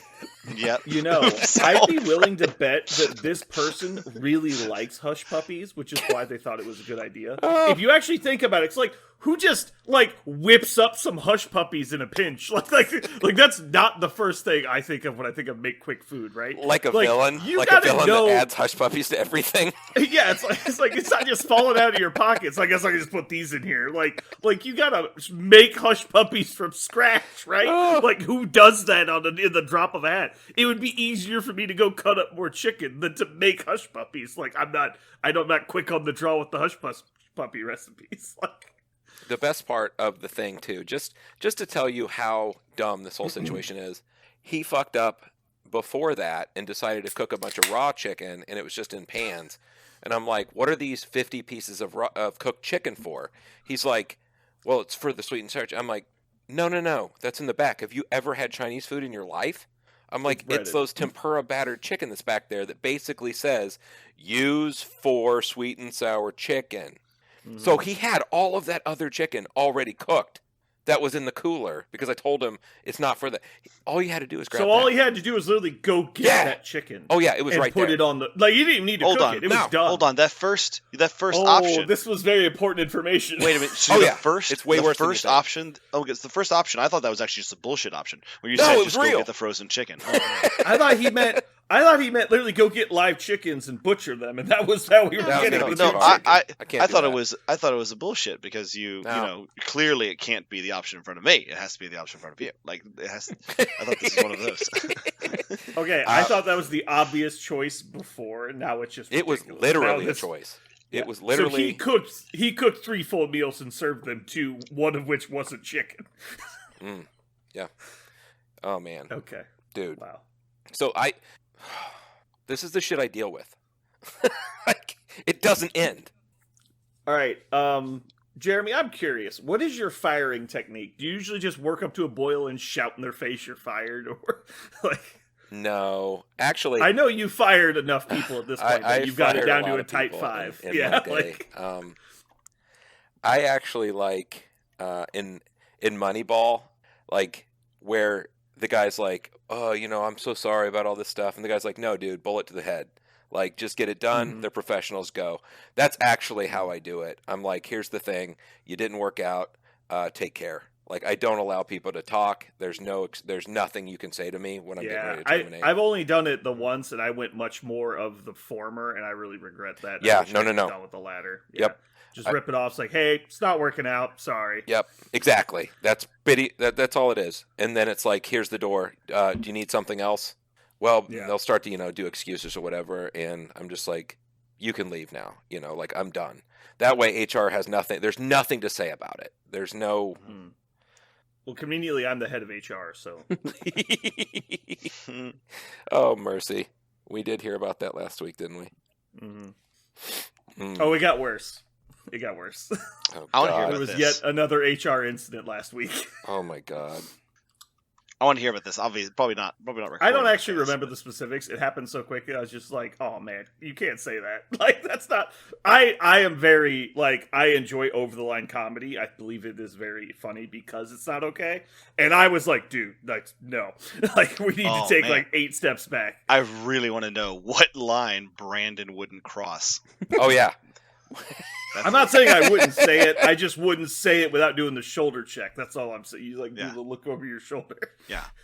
Right. I would guess. Yeah, you're saying like at work in public. That's the. Yeah. Yeah. Like the jokes you make when you know everyone in the room is not going to get offended. Like that's the only reason you're saying it. Though that was past that line. Oh, boy. Man. Yeah. Well, Anyway, That reminds me of a funny story over the weekend. Perrin and I were in Chicago. We checked into the hotel. I knew Perrin was going to be by himself in the hotel for a while, so I just stopped by the front desk. And I said, I just want to make sure that the porn in our room is disabled. And the clerk said, what are you, Too late? fuck sick? Our porn's all regular. What? oh, Gotcha. did he actually say it? No, it's Or a... is this just a joke? It's Okay, guys. Oh, come on. Brandon. I thought he might have actually said it. You had me. Like I was like, okay, minimum wage guy working night at a hotel, 100% could have said that. That was a dad joke for Jeremy that you I like ruined. that. Thank you. That was good. No, it was good. It still landed. Mm. I like your effort. I'm going to give you an E for effort. Here, Thanks. how about this? I'll go in and add 10 seconds of silence after the joke landed, and then it'll be like it never happened. Perfect.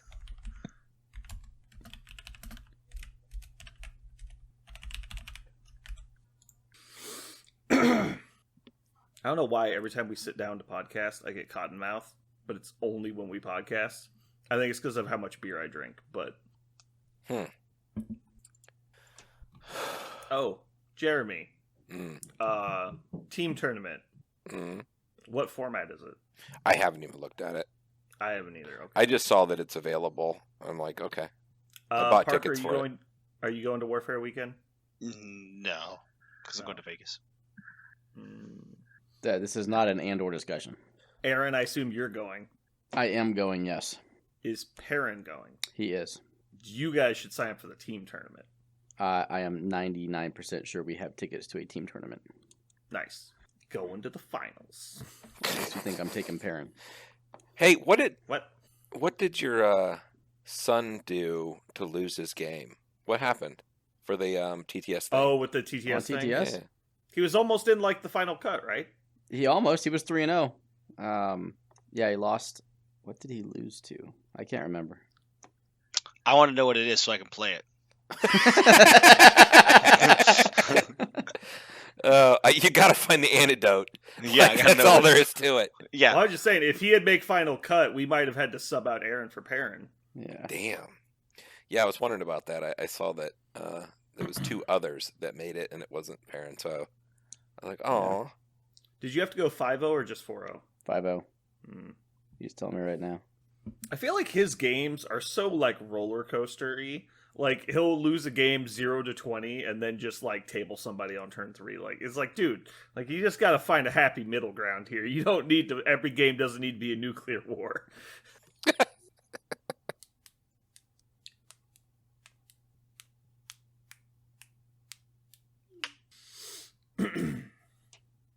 Oh, I'm pretty sure his opponent was playing Guardians. that was it. Must have That's just killed the Thanos. that's the antidote. Well, Parker, not everyone playing Guardians as an opponent plays down 2 points. I mean, it's not as easy as that for other people. That's true. I'm never gonna let Connor live that down. I can't believe he played 2 points down in a qualifier without realizing it. Like he was deploying his models. Like just for reference, he had 3 2-pointers in that list. I that he actually- could have included. I actually, God. I actually don't. I think in terms of his full record, playing 2 points down is not as bad as playing one She-Hulk down at bottom of turn Yeah. 1. That is. That's the worst I've ever seen somebody play the game. Like, if you tried to lose, you would be behind Connor's like performance that game. Like if you were actively trying to lose, Connor would have you beat. Like He ran as fast as he could straight into the volcano. yeah, he literally just like right clicked the enemy nexus equivalent of like playing Marvel Crisis Protocol. Like it was bad. She-Hulk was before Parker activated his third character. Like it was, I don't understand. Like I don't understand the math. Like we tried to recreate it. It wasn't even possible. It was like that guy that landed the one-winged plane. You're just like, we don't know how he did it. Like, it happened. We're moving past it. Yep. Like, Oh my god. I had one more action on my last character after I killed She-Hulk, and I went, I guess I move forward to secure the point. I guess. There's body parts everywhere. Yeah. yeah. Her head came off. Oops. So Perrin's game was a Thanos off Mm. with Demons Hammers. He was playing Thanos Guardians into Perrin's Thanos X-Men. I assume it wasn't as good as Richard's Thanos off, where he informed his opponent on turn 3 that you can use Cosmic Portal more than once. Not that good. No, his opponent was apparently very experienced. Showed him a couple tricks, like with Eyes on the Prize.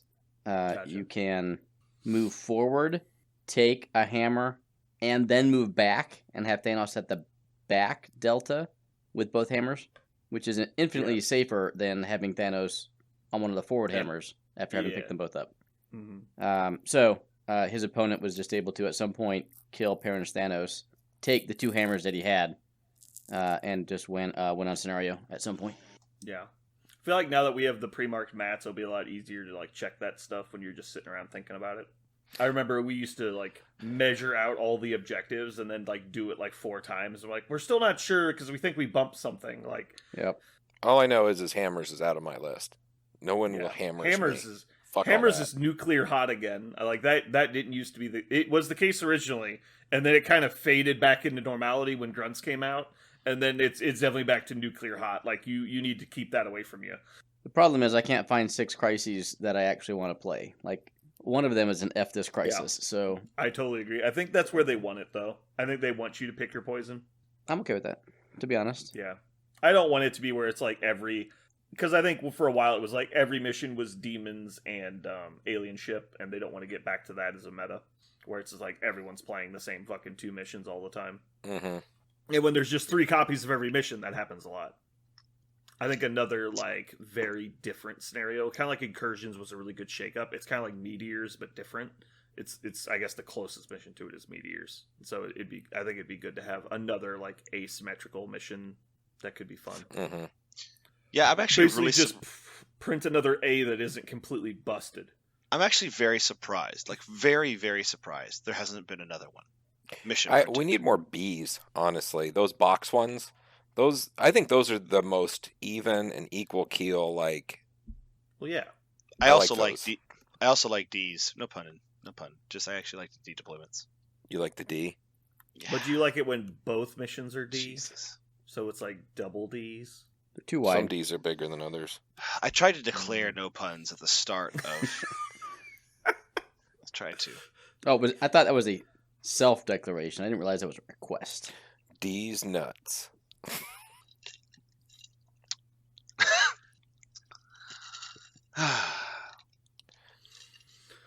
So do we have a mission or a topic for today? No, you guys just said you didn't want to do mine. I think yours is more versatile than you originally thought. Good? Question mark. That is a good thing. I think there's more content there. Okay. But we could just chat about it. I know that news will be a while. Do you have a comic corner? Yep. Okay. We got a lot of messages actually on our Facebook page that they missed the comic corner last week. They wish we had one. Oh, okay. Not that they missed you, just the comment Yeah. quarter. That didn't happen, by the way. That I did didn't not. think so. That was not Because part of it. we've never been competent at ever. Oh no, we get comments. It's just like you guys are trash. Stop podcasting. You're ruining the community. Like stuff like that. Ruining We've the never gotten a community. comment. Yeah. Oh Lord. Did you listen to the last podcast, Parker? I have not got a chance to. I will. Interesting. Okay. We only said good things about you while you were gone. Ooh. We complimented how good you were at rating things multiple times. I mean, I was on the cast and then I listened to it, and there's a lot that made me laugh. Mostly the stuff about Parker. Mostly stuff about Parker. But I did listen to it because I hate rating episodes, and I was like, I wonder if we did okay on this one. So I did listen. I think last one was good. It was fine. It really was. I thought it was going to suck, and it was okay. I think we've unlocked the secret to ratings. Me not being here. Oh, I mean, it's think like when you say like a think the synonym little guy to doesn't what get the it. thing is. Like it's very close. That's not the direct reason, but it's just like it's in the same neighborhood. I think it's 3 people, and we have a like maximum 5 seconds per person to talk. Get through it.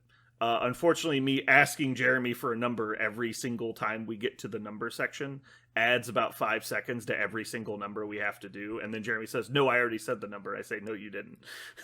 Like that's just like if we cut all that time out, it would have been a 20-minute episode. I swear to God. I see. Like, See, I said think a it was number good. every time. You fuck.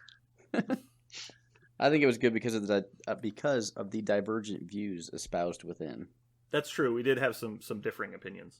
I always like to listen to casts where the castmates argue in a coherent fashion about why they think what they think. It's not just 2, 3, or 4 people, Trying to blow each other. sniffing each other's butts. Yeah, exactly. Yeah. I wish we could do some kind of secret reveal, like where it because it's a live feed, it's hard to do that. Like we can't just hold up fingers on your hands. In fact, we might try and do that in the future. Like you I'm going 8, like hold up 8 fingers, because I think way too often we change our numbers based on what other people say. Before We it could gets to totally, us. just a dry erase board. A little dry erase board would be hilarious. We could, yeah. I actually Texas have never. dollar sign. So obviously we'd have to do a actually good job have of never describing what is happening. We couldn't just and then just start yelling at each other. It's like all I heard was 5 seconds of silence followed by lots of screaming. Like All I've heard. Sorry. I actually, to my knowledge, have never done that. Although we have said after we've disclosed our numbers, then we'll say, "Oh, you got my, you've changed my mind" or something like that. But I don't think I've ever. yeah, so that happens. I definitely will try to combat numbers creep when you guys are like, yeah, Killmonger definitely gets a 9 on defense. I'm like, what the fuck is wrong? Like he gets a 1. So I'm trying to fight the numbers creep. So I've definitely done that. It's like, oh, I was gonna give a 5. I'm definitely giving a 3 now because you guys are fucking insane. Right. and Well, so that's not really fair. Right. Because I'm trying to correct the numbers to what I think is correct.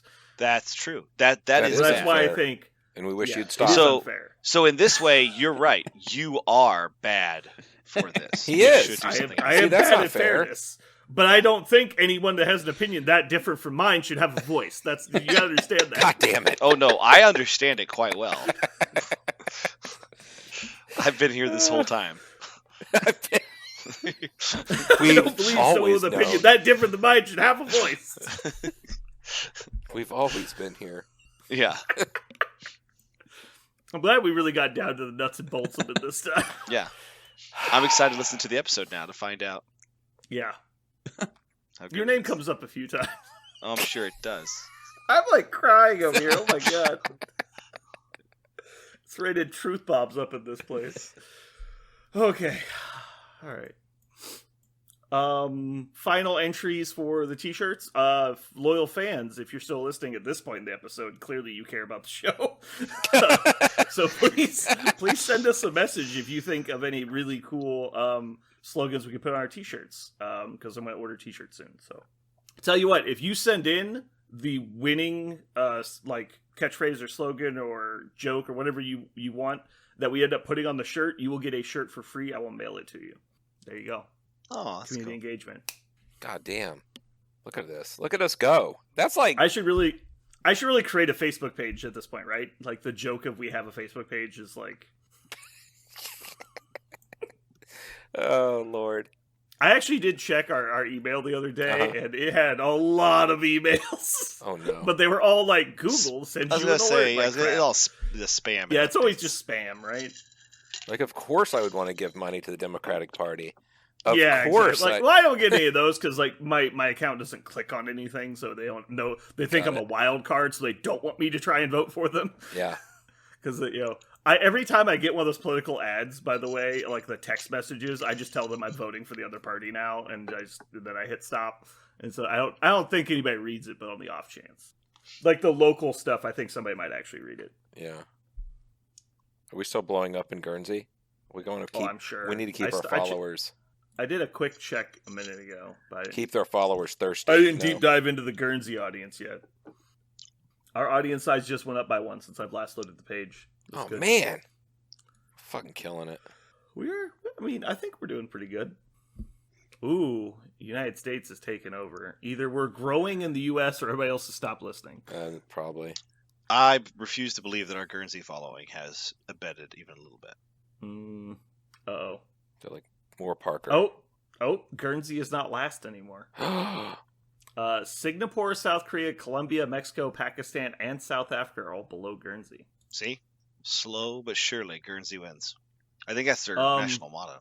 So I believe originally it was we had 2 listeners in Guernsey, and they were both in St. Peter Port, which is the capital of Yeah, Guernsey. we assume they play each other. Yes. Yeah. So I don't know if I'm reading this correctly, but it says that 50%, I'm only assuming I'm reading it wrong. It says 50% of the audience is in St. Peter Port, and then 50% is just in Guernsey in general. Mm-hmm. So I'm assuming that means there's at least 4 people, or one of them quit listening or moved. One of them just could have moved. They're not going to quit listening. Look, when we have the hooks in, like, we got it. They're not going anywhere. Holy shit. Yeah. Why did I not know this? Did you know that Guernsey is part of, not shitting you, this is the nation, the bailiwick of Guernsey. The bailiwick. That is the is most the amazing official thing. name. Instead of saying like nation of Guernsey or Uh-huh. province of Guernsey or whatever, it's the The bailiwick. feudal empire of Guernsey. Yes, it's the bailiwick. Like that's What is their. a bailiwick? What is the definition of a I bailiwick? need to know now, but I just found That's this one word. of those words that I just need defined to me. Here Yeah. it is. It's defined as one's sphere of operations or particular area of interest, or the Jesus jurisdiction or district. I can fit that in daily. Yes. I can So- say that daily. Yeah, Yes. so you're saying that our podcast has multiple bailiwicks. Yes, we We really do do Marvel have Crisis- a series. We do of Marvel bailiwicks. Crisis Protocol, and we do Always Sunny in Philadelphia. Right. Like, that's We 2 have bailiwicks. those 2 bailiwicks. 2 bailiwicks. And from now on, we will only refer to this podcast as a bailiwick, a joint bailiwick of Hold both. on, wait. Marvel I'm Crisis putting this in, Protocol. hold on, I'm putting this in the show tags. Okay, Oh, the bailiwick. It's spelled BAILIWICK.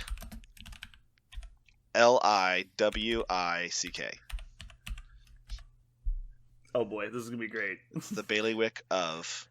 I kind of want to I might make this Popular the title of the podcast, but I'm probably bailiwick. just gonna put it in the show notes for those Yeah, people we that need actually to- read the show notes. the most Now we happening know. Alright. bailiwick on the web.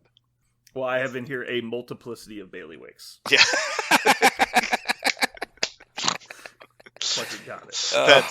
That's perfect. Oh, we like our create pod- magic. We create magic every day. I sure hope. Really do. I sure hope listeners got this far into this rant. Most This is give really up. important. This is the dregs, It's really. those you gotta mine deep for that infamous pay dirt. Yeah. Oh, I think God. Aaron's so bored. He's like, "Can we get to the actual podcast now?" No, I just didn't realize you shits didn't know what bailiwick meant. Oh He's my like, "These God. ignorant savages." This is something you walking around with and you haven't shared it. Oh my Yeah, goodness. bailiwick, area of expertise. Yeah. Or jurisdiction, apparently. Well, that's a more formal definition. I knew the Yeah. first one anyway. I don't think I've ever. I've I never know heard a someone lot say that word. of old. in my Yeah, entire I know life. a lot of really old school like vocabulary. are- that I do not know. We that are word. killing it. I'm just gonna read my editing notes so far. We have at 23 minutes and 20 seconds add silence. And our 2 show notes are failed computer stories and a multiplicity of bailiwicks. We are fucking killing it, guys. Jesus Christ. Do we even need an episode? Like, really? People, Yeah, I know. people just Like, need to. We're coming for engage. you, Joe Rogan. Like, let's do it. All right. I mean, we might have just found our shirt slogan. Yeah. Oh God, that maybe. I'll put it down. I think this is just too good of a statement. Like, this statement needs to be seen by more people. Multiplicity of bailiwicks. A multiplicity of bailiwicks. I'm personally a huge fan of "Can you just fucking try, please?" Yeah. Yes. We are a All right, podcast of learned doctors. Yeah. Okay, let's just jump into it. We've already wasted enough time. Holy shit. Yeah. Whew.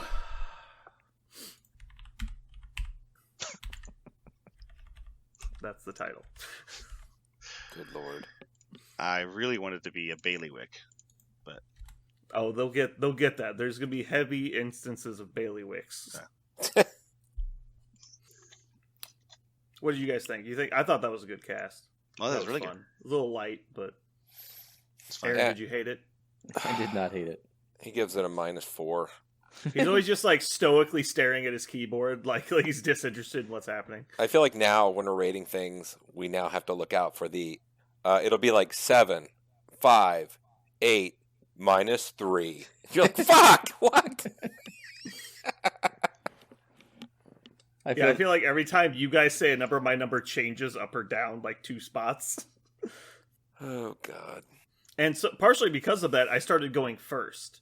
And then I was so upset with the numbers you guys were saying that I would start. I was like, all right, I'm not going first anymore. You guys are second. No, I think honestly, we're gonna give Bullseye an 11 on survivability if I let you guys go second. no, I think we really should go and get those little dry erase boards. I think that would be amazing. I think we should just hold up fingers, like so, like all right, 1, 2, like we won't count because that would be content that we'd have to like edit out. But it was like, all right, numbers, and everybody will like throw up how many, whatever number they think, and we'll just like do that. Oh.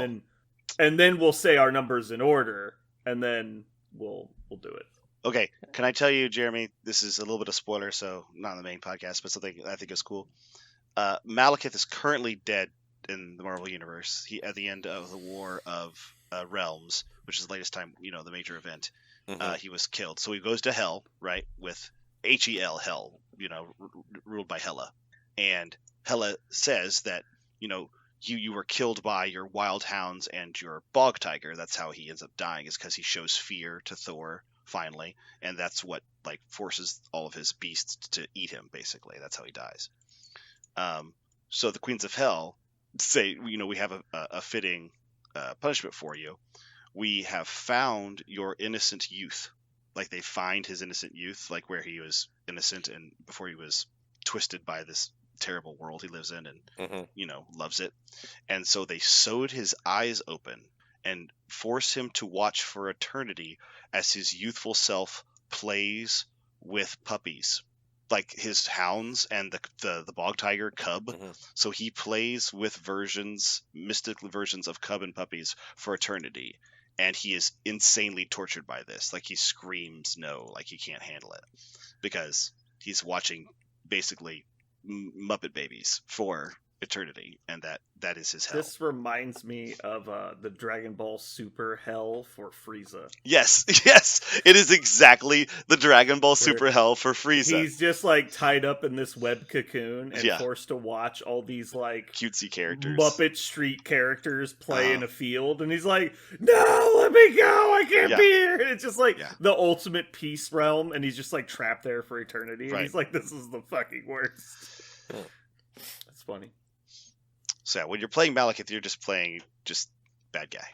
Yeah, I also like playing Malekith because he doesn't have the options. Like he just, Mhm. it's the options aren't there. Like he does what he does, but like he the doesn't simpler do form of 4,000 gameplay. things. mm-hmm. He can't just go hold a point. That's not enough. Like he's got to like go do shit. This is one of the reasons why Perrin's version of Thanos intrigues me, because the whole Space Stone, Mind Stone version of Thanos, I'm just like, ugh, you are just plans within plans within plans. I just want to use my guys to kill stuff. And the Reality Stone Thanos is just kill something in front of me. Oh, it's dead? Cool. Move everything else away from me. Your turn.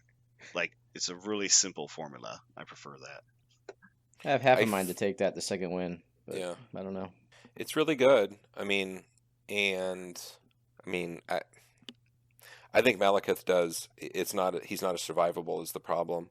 I think he does a lot of the same shit that Thanos does.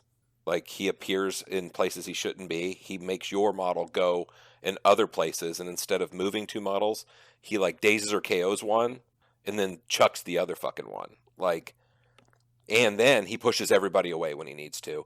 Then like he goes to the portal and escape. Like it doesn't matter. He can do all that same crap. Which makes me fascinated with some sort of sick desire to play Thanos and Malekith. Like, I don't even know what that does. Like, I mean, at that point, you just put in Dormammu and you say we're doing whatever we want, No, that's not good. and we just go back to your old list. That's not By good. the way, I love that everyone dropped Dormammu like just a fucking leper. He's gone. I think it's so weird. Oh wait, I say that, but wait, no, somebody was playing him at the big somebody was tournament. playing at a tournament. It got to the semifinals. I just yeah. didn't get to see it happen. I didn't get to see him play, but You didn't get to see Dormammu like KO 4 people in a turn. yeah. That was great. The thing, yeah, I mean, and when he pops off, like he's fine. Problem is he's required to pop off, and he doesn't do the throwing or the Phantasmagoria or the Yeah. cost 7 points instead of 8. Like, Yeah. I think a lot of this gets fixed if they were to just up him to 8 points, Malekith. Honestly, then that changes things. Then all of a sudden you can't play to me, which is the strongest stuff. Do you think 1 point makes that big a difference? I think it does, because then at 14 you can't do it. You can't. It doesn't really work. You have to play a couple Yeah, small models and stuff. Obviously, trapping people at low points with like a supermodel is always rough. Mhm. I think he plays maybe. super powerful at 14. He plays super powerful at 15. It's 16, 17, 18. Now, those get dicey because your opponent can take stuff. Mm-hmm. At least that's my opinion. I think 14 and 15. Yeah, you have to he worry just about the dominates. swing back, and in the 14 Yeah. points, you don't Yeah. generally have to worry about the swing back. You're almost immortal. 14 and 15 is really solid and scary. Like, I don't worry about any of that.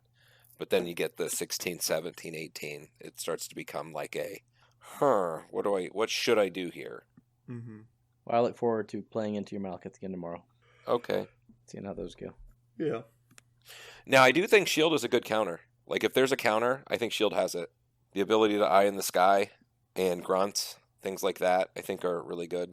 I think the Eye in the Sky every turn, once a turn, can slow that shit down pretty good. It messes with the charge, that's for sure. I had something happen. It was a Malekith versus Malekith situation that Richard posed, and he charged me with Malekith. I played the card where you spend 2 and you get back, but you take the damage, right? Yep. Fall back. And I played that, so I back up, and he's like, do the damage, then throw you. And then I was like, nope. I did the anti-throw thing, so he couldn't throw me back into himself. So he only got 1 attack into me, and that was kind of game. You did Indomitable? Yeah. Okay, Indomitable and fallback? Yep. It's cute. And that basically locked it up. Like, he charged in, tried to do his things, and I was like, okay. He got 1 attack. I mean, yeah. That's a lot of investment, but yeah, it does stop it. But when your pile of investments in a model, like, it's fine. Like, you do everything. All the cards are in that list basically for him. Yeah. Are you running Luke Cage? No. Okay. Nope. My 3-point model is, I have several selections of 3-pointers. Black Cat is one of them, depending on what scenario. Black Cat's actually a good drop against Malekith too. Just okay, stagger, whatever.